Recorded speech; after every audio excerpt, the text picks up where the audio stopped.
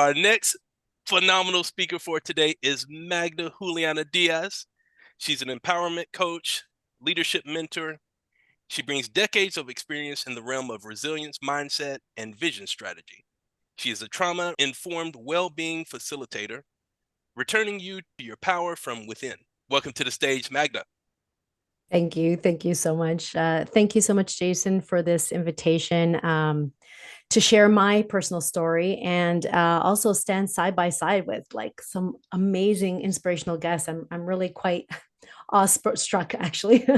So before I get started, I really wanted to just reflect back how important it is to have conferences and events like this one where anyone can join a group like this from any place in the world and hopefully find some ideas, motivation, and hopefully comfort in knowing that whatever challenges they might be going through, they're not alone, that there are many of us enduring similar moments, and that there is always the potential for a positive outcome, hope, and light despite what can really a lot of times feel like deep darkness.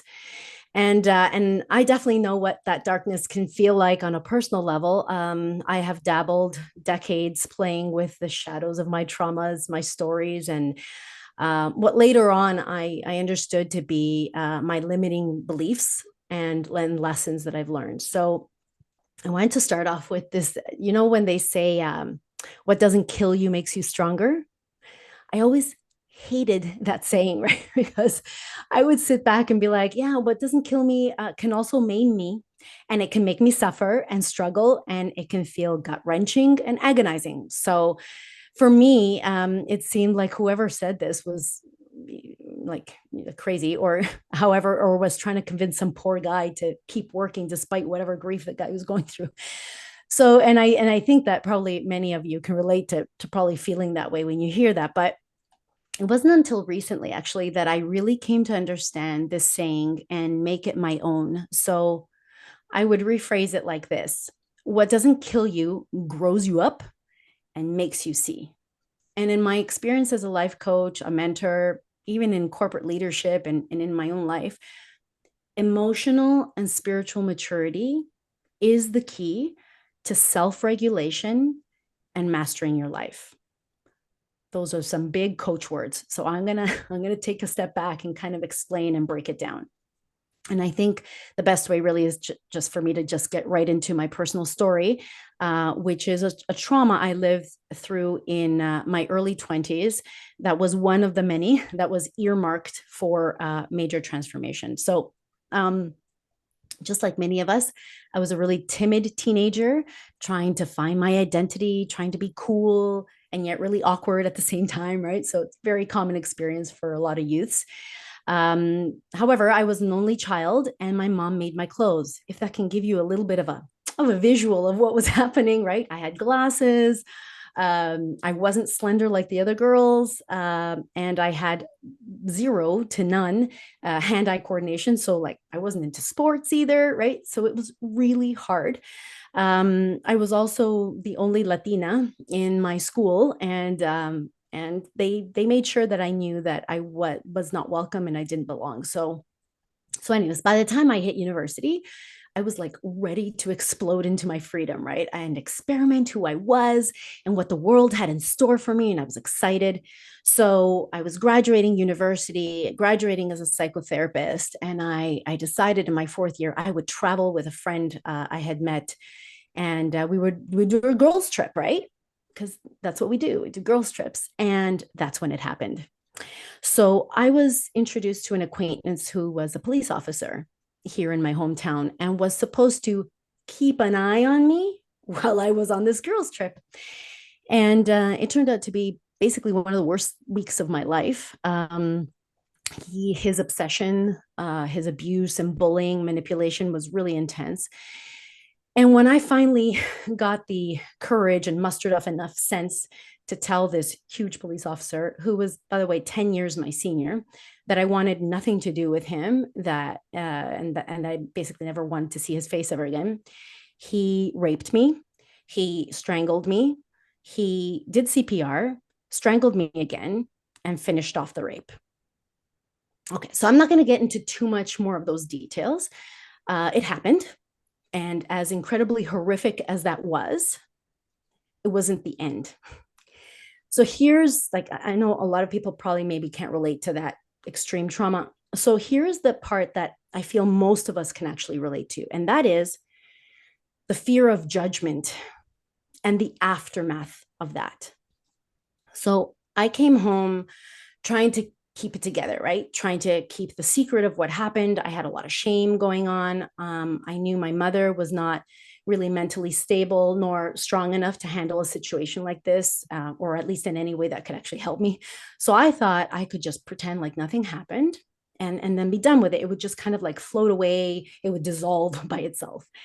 And quickly, I realized, literally within 24 hours of landing back home, that I wasn't going to be able to do that. So just a very quick backstory. Back on the trip, when I did press charges actually in that country, I was told that I wouldn't be allowed to leave, that immigration would basically block me and I would be stuck there in that country alone with no money, right? And so the best way to handle this was to drop the charges there and then press charges when I came back home. So I was ignorant, I was naive, I was scared, I was alone. So I believed them. And of course, that wasn't true, right? There are jurisdiction issues. But, anyways, I got back and realized he'd be scot free. He'd have no repercussions for having done what he did. So the only thing I could do was document a misconduct with his police department and have him investigated. And eventually he was dishonorably discharged and he was fired from the police department. But anyways, so here I was, really naive for my age, because even though in 20s, I think, I don't know, women now seem to be a little bit more worldly, but I was really very immature at that time and had very little experience with men. My father had just left us. My mom was a mess. And I had to kind of keep it all together for the family, for the honor, whatever, all that mumbo jumbo stuff. So to make a long story short, here's what happened. Everyone, and I mean everyone, my family, my mother, the police, the investigators, my best friends, everyone asked me if I had somehow asked for it to happen. They would subtly allude to the question if maybe I hadn't somehow egged him on or was flirting too much with him. And maybe I had made a mistake, that maybe I was to blame. And maybe shouldn't I just drop the investigation and just live with it? And the truth is that, oh my God, I get emotional just talking about this. The truth is that 99% of me wanted to just quit, let it go. And the nightmares I was having every night, going to court, let me tell you, those cross examinations with the lawyers, they're brutal, brutal. They rip you apart, keep getting all those stares from everyone, right? I actually developed an eating disorder throughout that time too, that kind of raged up as a consequence of like my extreme self hatred and repulsion of myself. And yet there was this little voice somewhere. I can't even pinpoint where it was. It was like a 1% little voice that was like, no way, no way, no. Right. And this distant, small little voice that told me I had to report it, that if he had done this to me and still had that stupid little smirk on his face every time he glanced in my direction in court, that he was most likely to have done it before and gotten away with it. And what of the future woman who would be his next victim? How could I live with that? Right.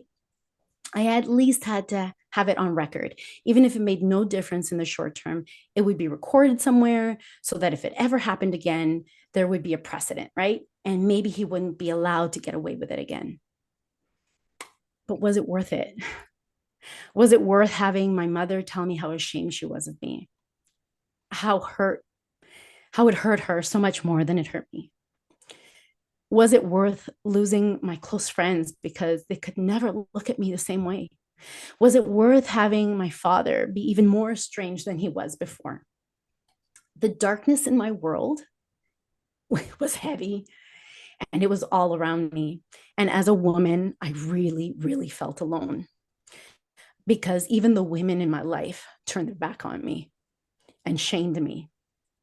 So I spiraled into really reckless behaviors, like literally I would dive off cliffs because people would dare me, right? And I'd lose myself in drinking. I'd drink until I lost consciousness, just wanting to stop this feeling, right? Just wanting to numb it a little bit. I hated my body. I hated who I had become, who they told me I was. My life had changed. Like I had big prospects and everything just fell apart. And I hadn't signed up for this. It wasn't my fault.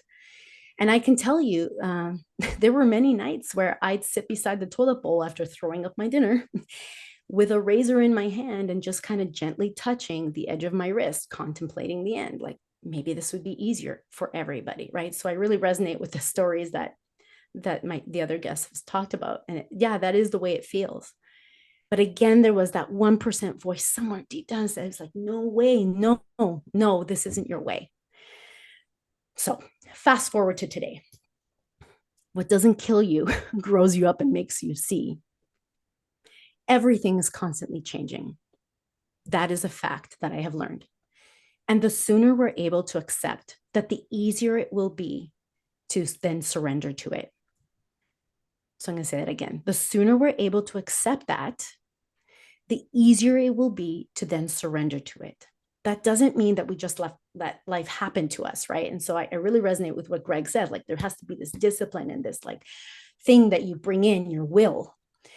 But it means that we instead begin to see life happen for us, not to us. And look, regardless of what your religious beliefs are, we cannot deny that we are a part of something greater. We're a part of something bigger, a collective, whatever you want to call it. And you probably out in the audience have undoubtedly witnessed coincidences, miracles, serendipity in action. You attract experiences and people to you based on the energy you're radiating from your heart. If you're grumpy, life gives you more grumpy, right? It gives you all the reasons to prove to you, yeah, life is hard. Here's the grumpy. When you decide to flip that switch, maybe smile, open a door for someone, I don't know, buy your neighbor a coffee, whatever, all of a sudden something lifts and the sun comes out again. And when I talk about this, I don't mean this to sound like poetic mumbo jumbo. Like this actually happens. It's real. Actually, quantum physicists, there are scientists right now studying this very phenomenon right now. So when you have had experiences that force you to truly know yourself in this way, the good, the bad, the ugly, all that stuff, you have no other way out but to love yourself, right? So anyone who does not love does not know God, for God is love. And again, regardless of your spiritual beliefs, this law stands. It's real. Once you know yourself, accept yourself, love follows. And I learned to see myself. And when I saw, I surrendered to all of me through this unconditional love that was growing inside. It is what gives me resilience and strength. It was what gives me my courage, my inspiration, my motivation, my joy, and my peace. So let's be real. Are there hard days? Yeah. Yeah, there are. There's probably a lot of them, right? Can we navigate them with grace and ease? Yes, we can, right? So, how do we start doing something like that? The truth is that when everything's stable and okay, and you're just kind of coasting through life, it's easier to think about these things and kind of grab onto the hope that and the possibility of making changes and feeling somewhat in control. But when you have fear, like full out activated inside of us by the unknown, by the rejection of others, from people that supposedly are supposed to support you and stand with you, it tests us deeply, right? But it's not because of what's happening out there, right? It's what's happening in here. And here's where the emotional and the spiritual maturity really comes into play. It's when you finally are able to see that you, that I have to take responsibility for how we are experiencing the situation. So I'm going to go back to my story real quick. Yes, it was a horrible thing that happened. Yes, it tested my beliefs and my love for my family and everything I thought I knew about the world and its rules. But when I was able finally to see that how I handled, how I grew, chose to grow, and moved through this experience was my responsibility, it was no longer a burden. It was a liberation. I am not a victim of my circumstances, and neither are you. If I am responsible for how I see and experience this moment, then that means that I am truly free. So, what I'm talking about here is major internal transformational growth. And yes, that takes dedication, just like what Chris and Greg were talking about, right? It takes dedication to yourself every day. You wake up and you look at yourself in the mirror and says, this is what's going to happen, right? But it is possible. It is possible for everyone. I've seen it time and time again with clients over the years, people so lost in their confusion and feeling like they'll never be loved, they'll never find love, they'll never be accepted, they'll never get ahead in their careers, feelings of imposter syndrome, not feeling good enough. These are all lies that we have picked up over the years that just do not serve us anymore. So, what's my invitation? My invitation today is choose different. So I created an actual masterclass that just for you guys for next week that will help you go deeper into these concepts, because truthfully, 15, 20 minutes is not enough to really get into it, right? But it's enough to give you a taste of what that possibly might look like. So this hour masterclass, it's free. It's interactive. It's open for everyone. It's going to be on Thursday, April the 18th at 7:30 in the evening. And I'm going to be asking you a few questions to yourself. That's going to be a great beginning to see how you're choosing to see your life, your situation, what you're feeling, and where you have some blind spots, because that's the part that we have to have the courage to go and look into, right? So Jason, I think, is going to help me put a little link in the chat for that if it calls to you. But before I go, I would like to share 3 quick, simple practices that you can begin to incorporate right now that truthfully have been really significant for me in my journey. The first one is practicing gratitude. When we focus on things that you're thankful for, it can help shift your perspective and increase those feelings of happiness and well-being, right? And that's why, comedy is such a big thing for Greg, right? It helps uplift the vibration, your energy. Same thing with Chris, right? Being very open to seeing the blessings that you have. This is what we're talking about, right? So when I work with clients, right, I give this kind of side note. Don't just read off a list like a robot. I've seen people do this, like, I'm grateful for my house, I'm grateful for my job. Don't just read off a list like a robot.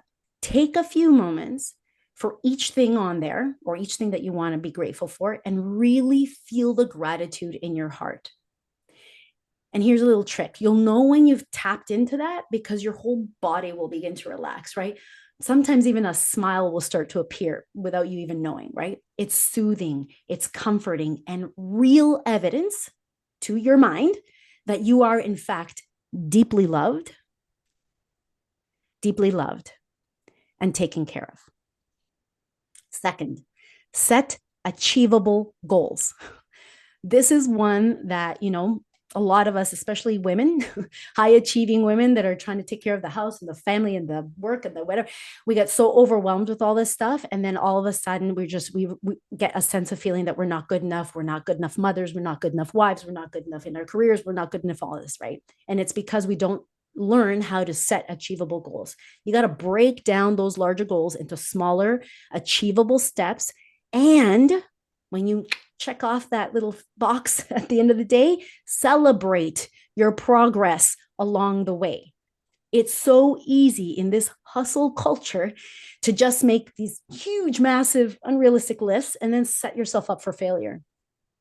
If you don't get that $1 million contract, then I'm not a career woman. I'm not a good entrepreneur. I'm a failure. If you don't do the 25 things on the list today, then you're such a lazy, worthless bag of bones. What, right? Let's start off by being realistic, and then celebrating the small things you do achieve, because I bet you do much more than you think, because each step brings movement, and that's what life's about. That's living. And lastly, seek support. And that's something that I've seen in the last 2 guests as well, with Chris and Greg, that it's been resonating. Don't be afraid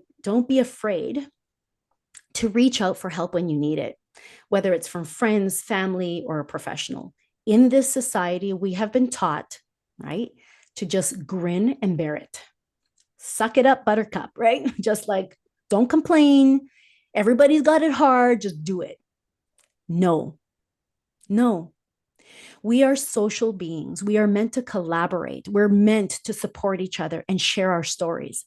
Together, we are better. That's not just a cute little slogan. It's very true. Building resilience is a process and it takes time. But with the practice and perseverance, you can develop the skills and qualities needed to effectively cope with life's challenges, because life is always changing and change shouldn't always be a burden. So these three things might seem maybe too simple, possibly, or obvious, but they are really powerful transformational practices if you do them with dedication and that unconditional love for yourself. Because remember, when you choose you as a priority, you send the message, not just to the world, but to yourself, that you are enough, that you are important, and that you keep your promises to yourself. You build trust with yourself, and the love inside you begins to grow. You'll feel it, and it will make all the difference in the way that you love yourself and how that radiates out into the world. So I hope to see you at the Discover Your Inner Strength Masterclass that I created specially for you guys, April 18th at 7:30. Jason will add that to the chat. And also, if anyone feels called to really connect directly with me, I invite you to book a free discovery call. I'd be honored to hear your story. And of course, thank you for listening to mine.